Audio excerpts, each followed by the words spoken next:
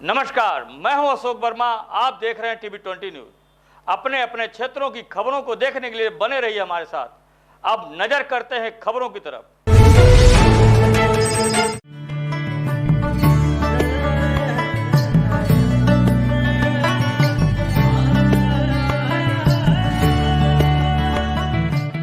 पारस मित्र developers private limited की ओर से सभी क्षेत्रवासियों को दीपावली एवं छठ की हार्दिक शुभकामनाएं। त्योहार बम्पर ऑफर धमाका में लखनऊ की सबसे अग्रणी एवं विश्वसनीय रियल एस्टेट कंपनी पारस मित्र डेवलपर्स प्राइवेट लिमिटेड लाए हैं पारस ग्रीन सिटी किसान पथ जुग्गौर। लखनऊ में आवासीय एवं कमर्शियल प्लाट पाने का सुनहरा मौका। प्लाट रजिस्ट्री शुल्क बिल्कुल फ्री। हर रजिस्ट्री पर निश्चित उपहार। 1000 स्क्वायर फीट प्लाट की खरीद पर 200 स्क्वायर फीट प्लाट बिल्कुल फ्री। 2000 स्क्वायर फीट प्लाट की खरीद पर 500 स्क्वायर फीट प्लाट बिल्कुल फ्री। फाइनेंस की सुविधा के साथ साथ कंपनी द्वारा EMI की भी सुविधा।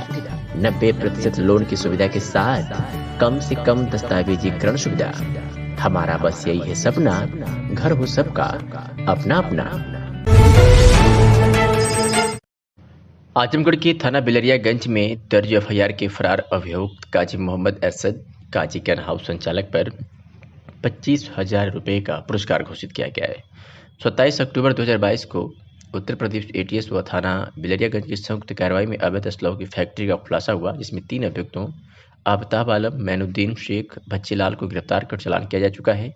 उपरोक्त प्रकरण में थाना बिलरियागंज में दर्ज FIR के वांछित अपराधी काजी गन हाउस आसिफगंज कोतवाली के संचालक काजी मोहम्मद अरशद की गिरफ्तारी हेतु पुलिस अधीक्षक आजमगढ़ अनुराग आर्य द्वारा 25,000 रुपये का पुरस्कार घोषित किया गया है। मामले में SP अनुराग आर्य ने क्या कुछ कहा है, सुनिए। क्या है पूरा मामला, किस तरह से कार्रवाई? थाना बिलरियागंज अंतर्गत कुछ दिन पहले ATS और आजमगढ़ पुलिस के द्वारा कार्रवाई की गई थी, जिसमें भारी मात्रा में असला की बरामदगी और असला फैक्ट्री पकड़ी गई थी। इसमें एक व्यक्ति वांछित है जो काजी गन हाउस का मालिक है। इसके ऊपर मेरे द्वारा 25,000 रुपये का पुरस्कार घोषित किया गया है। 2 टीमें गठित करके इसकी गिरफ्तारी के लिए लगाई गई है। इस प्रकरण में कुल 4 अभियुक्त हैं नामजद, जिनमें से 3 की गिरफ्तारी ऑलरेडी की जा चुकी है। ये अभी फरार चल रहा है। इसकी गिरफ्तारी के लिए पुरस्कार घोषित किया गया है।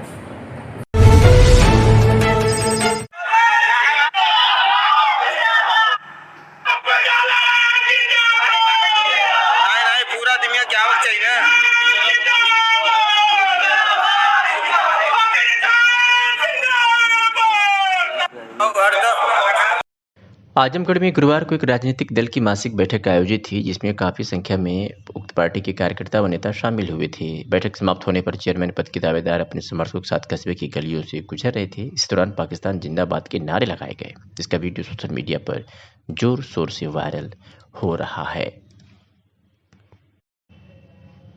गुरुवार को एक राजनीतिक दल की मासिक बैठक आयोजित थी, जिसमें काफ़ी संख्या में पार्टी कार्यकर्ता और नेता शामिल थे और इसी दौरान इसका वीडियो सोशल मीडिया पर वायरल हो गया। मामला पुलिस के संज्ञान में आ चुका है और कार्रवाई की तैयारी में पुलिस महकमा जुट गया है। SP अनुराग आर्य ने क्या कुछ कहा है, सुनिए।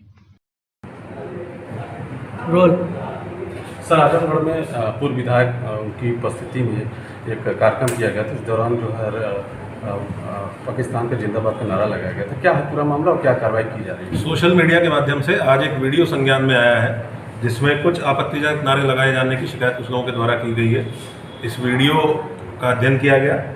जो 2 लोग हैं जिसके समर्थन में आयोजन किया जा रहा था, प्रत्याशी पप्पू खान और नारा लगाने वाला खुर्शीद अहमद पुत्र शिबली पहलवान, जो वहीं पश्चिम जहानागंज का रहने वाला है, इन दोनों को पुलिस के द्वारा हिरासत में लिया गया है। सुसंगत धाराओं में FIR पंजीकृत की जा रही है। इनके मोबाइल को भी जब्त करते हुए उससे जो मूल वीडियो है उसको रिकवर करा के फॉरेंसिक जाँच उसकी कराई जाएगी और कठोर कार्रवाई इसमें सुनिश्चित की जाएगी। थाना जहानागंज पुलिस के द्वारा सुसंगत धाराओं में FIR पंजीकृत की जा रही है। विस्तृत पूछताछ दोनों से जारी है। क्या इस जुलूस की कोई परमिशन थी या नहीं थी, इसके संबंध में भी जानकारी की जा रही है। ये भी धाराएं इसमें बढ़ाई जाएंगी विदाउट परमिशन, जो क्योंकि धारा 144 जनपद में लागू है। विदाउट परमिशन जुलूस निकालने के संबंध में भी जो अपराध हुआ है उसकी भी धाराएं इसमें शामिल की जाएगी। सर, पूर्व विधायक भी उसमें सम्मिलित रहे, तो उसको भी पुलिस संज्ञान में लेकर जो वीडियो सामने आया है उसके आधार पर 2 लोगों को गिरफ्तार हिरासत में लिया गया, पूछताछ की जा रही है। जो भी लोग शामिल रहे होंगे सभी लोगों के विरुद्ध कार्रवाई की जाएगी। आजमगढ़ जिले के फूलपुर तहसील के दुर्वासा धाम पर पूर्वांचल महोत्सव का आयोजन किया गया, जिसमें कई नामी गिरामी कलाकारों ने अपनी सांस्कृतिक प्रस्तुति के द्वारा पूर्वांचल महोत्सव में 4 चांद लगाए। कार्यक्रम का शुभारंभ तमसा व मंजूषा के संगम तट पर महाआरती के द्वारा किया गया, जिसमें प्रदेश सरकार के चिकित्सा स्वास्थ्य व परिवार कल्याण एवं चिकित्सा शिक्षा राज्य मंत्री मयंकेश्वर शरण सिंह, पुलिस अधीक्षक अनुराग आर्य सहित संभ्रांत व स्थानीय लोग शामिल हैं। पूर्वांचल महोत्सव के आयोजकों को बधाई व धन्यवाद देते हुए चिकित्सा स्वास्थ्य व परिवार कल्याण एवं चिकित्सा शिक्षा राज्य मंत्री मयंकेश्वर शरण सिंह ने बताया कि भारतीय संस्कृति के विकास के लिए पूर्वांचल महोत्सव एक अच्छी शुरुआत है। हमारी महाआरती संस्कृति एक तरह से खत्म होती चली जा रही है। लोग और विशेष रूप से युवा पीढ़ी पश्चिमी सभ्यता की तरफ दौड़ लगा रहे हैं। इसलिए भारतीय संस्कृति के उत्थान के लिए इस तरह के आयोजनों की सख्त आवश्यकता है। भारतीय सभ्यता और संस्कृति का उत्थान इस तरह के कार्यक्रमों से अवश्य होगा। ये YouTube चैनल के लिए जाएगा।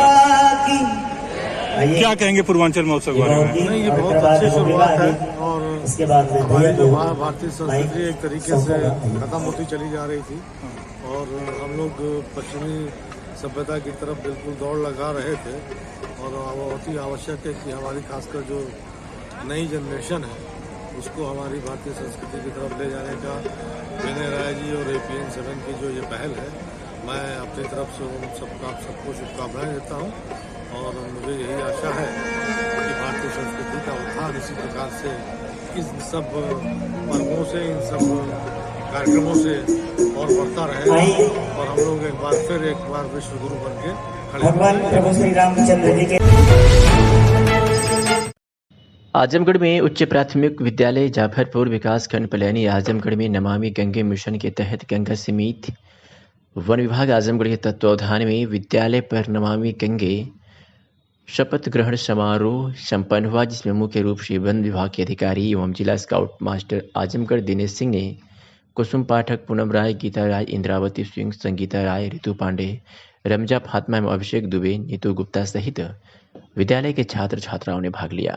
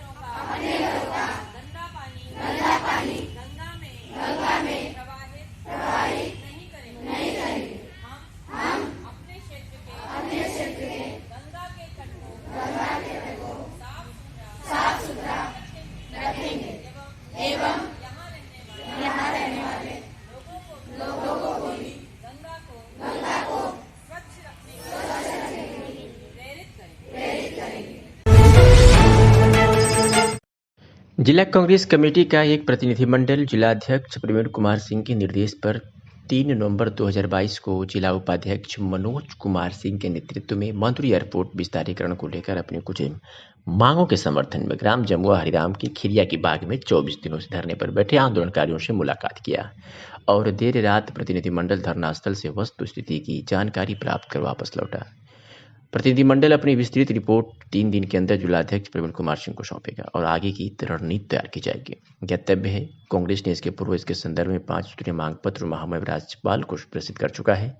कांग्रेस उपाध्यक्ष मनोज कुमार सिंह ने ग्रामीणों के हवाले से कहा कि संभवतः कुछ भाजपा नेताओं की जमीनों को बचाने के लिए प्रशासन किसानों की लगभग 30,000 की बसी वसाई आबादी उजाड़ने पर तुला हुआ है, जबकि हवाई अड्डे से सटे दक्षिण पूर्व की तरफ 7 किलोमीटर लंबी 3 किलोमीटर चौड़ी पर्याप्त जमीन खाली पड़ी है।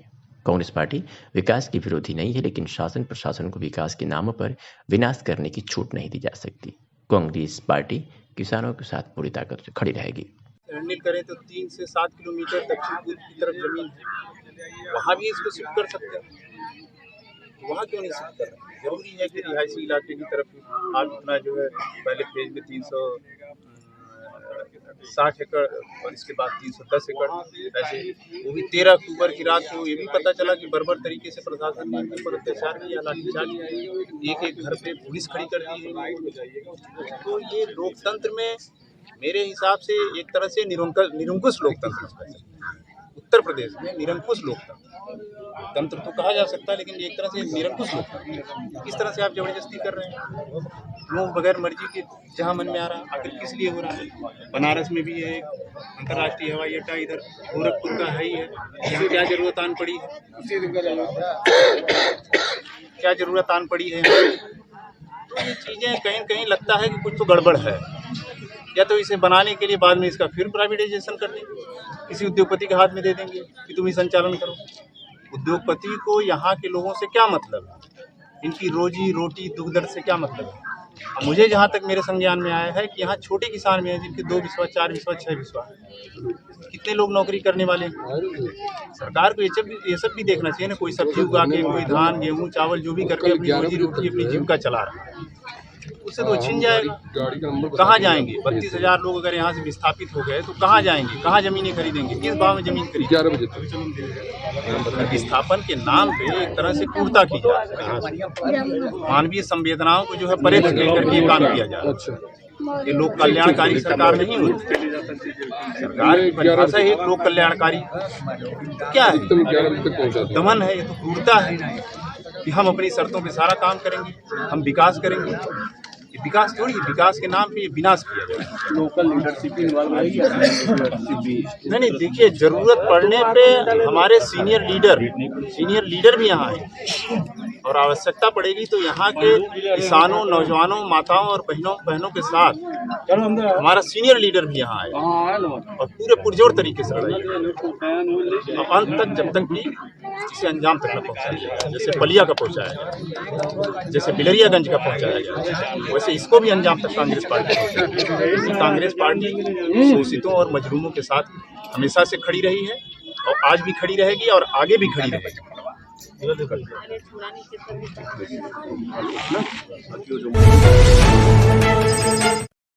ये बड़ी खबर हम आपको आजमगढ़ जनपद के मेहनगर से दिखा रहे हैं, जहां मेहनगर तहसील क्षेत्र के ग्राम महादेव पारा गांव में विधवा रीता देवी पत्नी स्वर्गीय रामविलास राजभर की जमीन पर विगत 17 वर्ष बाद न्याय मिला है। बताते चलें कि उक्त विधवा की जमीन पर गांव के ही कुछ लोग वर्षों से कबाड़ा रखकर काबिज किए थे। विधवा बहुत परेशान रही, परंतु कहीं सुनवाई नहीं हो रही थी। पुनः विधवा ने जन सुनवाई में एसडीएम संत रंजन को शिकायती पत्र दी। इसमें गंभीरता से लेते हुए गुरुवार को देर शाम एसडीएम संत रंजन, थाना प्रभारी बसंत लाल व राजस्व टीम के साथ मौके पर जा धमके। टीम द्वारा भूमिका स्थलीय सीमांकन कर पूर्ण संतुष्ट होने के पश्चात एसडीएम खुद मौके पर अपनी उपस्थिति में कबाड़ी का रखे हुए सामान को जेसीबी के सहयोग से हटवा दिया, जिससे विधवा महिला अपनी जमीन पाकर तहसील प्रशासन की प्रशंसा कर रही है।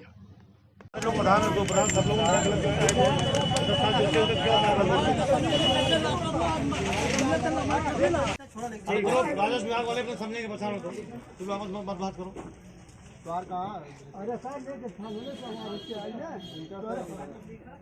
ये जिसका हमारा सही है साहब। एक कबाड़ किसका है? कबाड़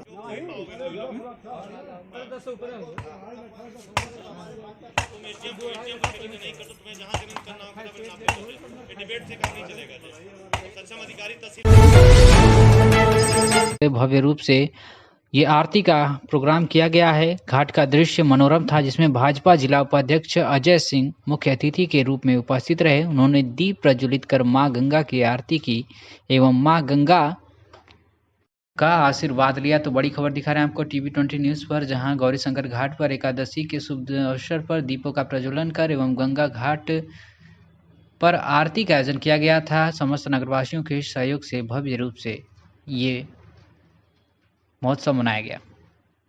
क्या नाम है? मेरा रमाशंकर गिरी। अच्छा, जो दीपावली क्या उद्देश्य था? क्या आज एकादशी है। एकादशी के पर्व में हम लोग ये दीपक जलाते हैं और यहाँ तो आरती, गंगा आरती तो प्रतिदिन होता है, आज विशेष है, इसलिए घाट को सजा दिया गया। अभी आगे आने वाले में देव दीपावली को भी सजाई जाएगी। किस तरह से पूजा होता है? गंगा जी का पूजन होता है और क्या।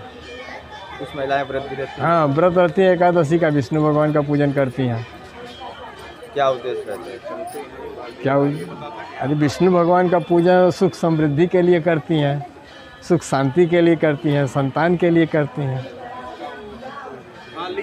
आज एकादशी का पर्व है, इस पे घाट और भी इतना दीप से जलाया गया, क्या है इसका उद्देश्य? आज हम गौरी शंकर घाट के पावन तट पर खड़े हैं। आज एकादशी के मौके पर लगभग इस घाट पर 2100 दीप का प्रज्वलन हुआ है। इस प्रज्वलन से, इस दिए से इतना भव्य सजावट हुई है इस पूरे घाट की कि मानो स्वर्ग उतर आया हो। आज इस अवसर पर हमारे यहाँ के कोने गौरीशंकर घाट, दलाल घाट, सीताराम वार्ड के कोने कोने से लोग आए हैं, नगर के भी कोने कोने से लोग आए हैं इस घाट पर। इस दिवाली में इस दिए को, एकादशी पर दीप प्रज्वलन में भाग लिया है इन्होंने। कितना गंगा आरती के रूप में जो है उन्होंने भाग लिया है। और यह इतनी बढ़िया साफ़ सफाई है इस घाट की कि मानो स्वर्ग देखने को मिल रहा हो। और बहुत अच्छा लगा, बहुत उत्साह है यहाँ के लोगों में। और हम ये कह सकते हैं कि बनारस की तर्ज पर दीप का प्रज्वलन हो रहा है, गंगा आरती हो रही है। धन्यवाद। आपको सूचना देंगे, जहां आपको बता दें, थाना रायपुर पुलिस द्वारा एक नफर अभियुक्त के कब्जे से 10 किलो 350 ग्राम अवैध गांजा पुलिस ने बरामद कर लिया है। वहीं उस अभियुक्त को गिरफ्तार भी कर लिया है। थाना विंडमगंज पुलिस द्वारा गैंगस्टर एक्ट में वांछित एक नफर अभियुक्त को पुलिस ने गिरफ्तार कर लिया है। तो वहीं जनपद सोनभद्र पुलिस अधीक्षक सोनभद्र द्वारा पुलिस लाइन में परेड का निरीक्षण कर संबंधित को आवश्यक दिशा निर्देश भी दिए गए हैं। आपको ये बड़ी खबर दिखाना है टीवी 20 न्यूज़ पर, जहां जनपद सोनभद्र में विभिन्न जगहों पर हुई कार्रवाई और कार्यक्रम के बारे में इस खबर में हम आपको बताएंगे। अगर कार्रवाई की बात की जाए तो कार्रवाई में आपको बताएंगे कि थाना रायपुर पुलिस द्वारा एक नफर अभियुक्त को के कब्जे से 10 किलो 350 ग्राम अवैध गांजा बरामद कर पुलिस ने उस अभियुक्त को गिरफ्तार कर लिया है। तो वहीं सोनभद्र पुलिस ने दूसरी कार्रवाई में थाना विंडमगंज पुलिस द्वारा गैंगस्टर एक्ट में वांछित एक अभियुक्त को गिरफ्तार किया है। तो वहीं अगर कार्यक्रम की बात की जाए सोनभद्र में, तो जनपद सोनभद्र पुलिस अधीक्षक सोनभद्र द्वारा पुलिस लाइन में परेड का निरीक्षण कर संबंधित को दिशा निर्देश भी दिए गए हैं। हर हनुमान मुसलमान, आपको बता दें, आज देश में जहां जगह जगह सांप्रदायिक तनाव की खबरें आ रही हैं, वहीं जनपद अंबेडकर नगर रामलीला मंचन में हिंदू मुस्लिम का एक साथ होना आपसी सद्भाव और भाईचारे की एक मिसाल है। जहां वर्षों से हनुमान की भूमिका निभाने के साथ साथ उन्हें तो हनुमान और श्री राम में पूरी श्रद्धा भी है। जनपद अंबेडकर नगर के करतोरा गांव में 1965 से अनवरत चली आ रही रामलीला में मुस्लिम कलाकारों के बिना इसका मंचन नहीं होता है। मुस्लिम समुदाय के लोग रामलीला में कलाकारों की भूमिका निभा रहे हैं, इस भाईचारे का संदेश लोगों को दे रहे हैं। इतना ही नहीं, रामलीला देखने आने वाले हिंदू की बजाय मुस्लिम समुदाय के लोग भी अधिक संख्या में होते हैं। रामलीला में हनुमान का किरदार निभा रहे जमालुद्दीन सिद्दीकी का कहना है कि अगर कोई मुझसे कहेगा कि मैं हनुमान का किरदार नहीं कर सकता क्योंकि मैं एक मुसलमान हूं, तो मैं उससे कहूंगा कि क्यों नहीं कर सकता। सबसे पहले मैं एक इंसान हूं। सबसे पहले हम जमालुद्दीन सिद्दीकी जो कि हनुमान का किरदार निभा रहे हैं, उनकी आपको पहले बात सुनाते हैं, सुनिए। हाँ बताएं, हनुमान का रोल कब से कर रहे हैं? मैं 25 साल से कर रहा हूँ हनुमान का रोल। मुझे गर्व है कि मैं एक हिंदुस्तानी हूँ और अपने परंपरा के हिसाब से काम कर रहा हूँ। मुझे कोई किसी बात की शंका नहीं है, मुझे बहुत गर्व है। जैसे कि तमाम धर्म के अनुसार जो है तमाम अड़चने भी आती होंगी, तमाम दबाव भी बनते होंगे। धर्म के बारे में मुझे बहुत मालूम है। मानव धर्म सबसे बड़ा धर्म है और किसी धर्म को मानता ही नहीं मैं। सबसे बड़ा मानव धर्म है। मुझे भेदभाव की कोई परवाह नहीं। कहते हैं लोग, मुझे डर नहीं है किसी बात का। मैं हिंदुस्तानी हूँ, हिंदुस्तान के लिए कुछ भी कर सकता हूँ और इसीलिए हनुमान का रोल जब तक जिंदा रहूँगा करता रहूँगा। जैसे कि अयोध्या में राम मंदिर को लेकर के और लेकर जो है बहुत लंबे समय तक अदालत चली, उसमें न्याय मिला और आज जो है मंदिर भी बनने जा रहा है, तो ऐसे में जो है दूसरा फरका जो है के लिए क्या कहना चाहेंगे? मैं तो बहुत खुश हूँ। अयोध्या में राम मंदिर बना। मैं पहले से कह रहा था कि राम मंदिर ही बनेगा। आज 20 साल से मैं कह रहा था, इसलिए मुझे अच्छा लगा कि हिंदुस्तान में है तो हिंदुस्तान का सम्मान करना सीखे। हम सब भाई भाई हैं, इसलिए हमें उससे सम्मान हमारा नहीं घटता है। हमारा भी कहीं बना है और मंदिर भी बनी तो अच्छी बात है। मैं बहुत खुश हूँ। वहीं आदर्श रामलीला कमेटी करतौरा के अध्यक्ष राकेश चौधरी ने कहा कि क्षेत्र ही नहीं बल्कि पूरी दुनिया में हिंदू मुस्लिम भाईचारे का पैगाम दे रहा है। यहाँ मजहब और जातिवाद के नाम पर कभी दंगे नहीं हुए, बल्कि हिंदू मुस्लिम एक दूसरे के त्योहारों में मिलजुल कर आपस में खुशी मनाते हैं। उन्हें खुशी है कि रामलीला में मुस्लिम समुदाय के लोग भी सक्रिय भूमिका निभाते हैं। यह अमन और आपसी भाईचारे का संदेश दुनिया को दे रहे हैं। उन्हें यकीन है कि आने वाले समय में गांव की रामलीला हिंदू मुस्लिम आपसी भाईचारे की मिसाल कायम करेगी। और क्या कुछ कहा राकेश चौधरी, अध्यक्ष आदर्श श्री रामलीला कमेटी करतौरा ने, आप सुने। 65,000 हमारे यहाँ यह रामलीला जो हो रही है, आदर्श रामलीला समिति 1965 में स्थापित हुई है और तब से अनवरत चलती आ रही है। इस रामलीले में जमालुद्दीन हनुमान का रोल अदा करते हैं और उनका एक लड़का इस बार टोटरमल का रोल अदा किया और कह रहा है अगली बार मैं कुंभकर्ण का भी रोल अदा करूंगा। हमारे ब्लॉक प्रमुख प्रतिनिधि व भाजपा नेता मनीष मिश्रा ने फीता काटकर उद्घाटन किया। इस दौरान उन्होंने कहा कि एक अनुभवी और कुशल चिकित्सक द्वारा लोगों की जांच की जाएगी। इसके साथ ही आसपास के लोगों को सुविधा मिलेगी। अब लोगों को दूर दराज नहीं जाना पड़ेगा। वही डॉक्टर ने बताया कि पैथोलॉजी में डिजिटल मशीन द्वारा जांच की जाएगी। इसी के साथ अल्ट्रासोनोग्राफी और अन्य सुविधाएं भी मौजूद रहेंगी। इसके साथ ही आने वाले मरीजों के लिए बेहतर सुविधा देने का प्रयास किया जाएगा। इस मौके पर गणेंद्र मिश्रा, भीम सोनकर, विजय पांडे आदि लोग मौजूद रहे। जया डायग्नोस्टिक सेंटर जीएनपुर आजमगढ़, जो कि मैं अजमतगढ़ नगर में आपके चुनुक पार मोड़ के पास शिव मंदिर के सामने मेरा ये डायग्नोस्टिक चालू किया गया है, जो कि मेरे यहाँ पैथोलॉजी में डिजिटल मशीन द्वारा हमारे यहाँ टोटल रिपोर्टिंग कराई जाएगी। जैसे कि मैं बता दूं, अगर मशीन के द्वारा तो हमारे यहाँ cell counter plus biochemistry machine pathology में सुविधा दी जा रही है। उसके बाद हमारे यहाँ अल्ट्रासोनोग्राफी की न्यू योजना भी स्टार्ट की गई है, जो कि मैं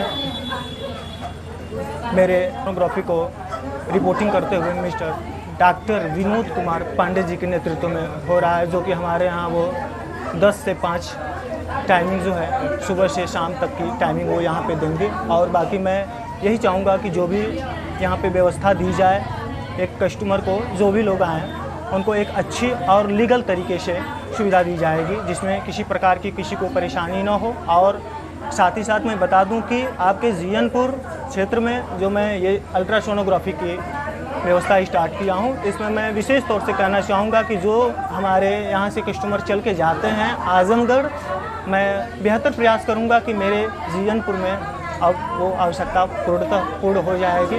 धन्यवाद। जया डायग्नोस्टिक सेंटर आज यहाँ जीएनपुर नगर में स्थापित किया गया है और डॉक्टर साहब कुशल डॉक्टर जो लगातार अपने पूरी सेवा नौकरी काल में इन्होंने अच्छे सेवा भाव से सर्विस किया और रिटायरमेंट के बाद भी सगड़ी और यहाँ के लोगों से इतना प्यार है, ये पुनः इस क्षेत्र में फिर सेवा देने के लिए आए हैं। और डायग्नोस्टिक सेंटर में ब्लड से लेके जितनी भी जांचें हैं और अल्ट्रासाउंड से लेके सारी जांचें इस डायग्नोस्टिक सेंटर में हैं और डॉक्टर साहब भी सबसे चिर परिचित हैं। मेरी ढेर सारी शुभकामना है कि यहाँ के लोगों को अधिक से अधिक लाभ मिले।